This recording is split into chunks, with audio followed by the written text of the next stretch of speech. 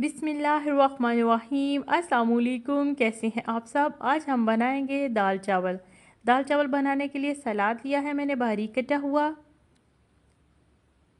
Boil किए हुए चावल लिए हैं मैंने, अंडा लिया है फ्राई किया हुआ, दही लिया मैंने, दही खट्टा है, शामी कबाब लेंगे,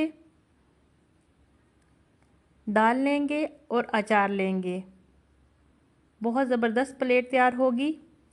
सबसे पहले हमने चावल बॉईल किए हुए लिए, उसके ऊपर दाल शामिल कर दी इस तरह।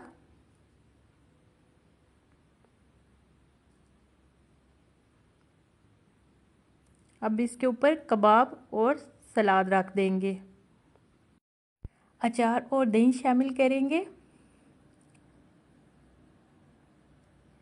ये दाल चावल मैंने गुजरात शहर में खाए थे, बहुत ही मुझे पसंद आए थे। मैंने कहा क्यों ना आपके साथ शेयर करूं।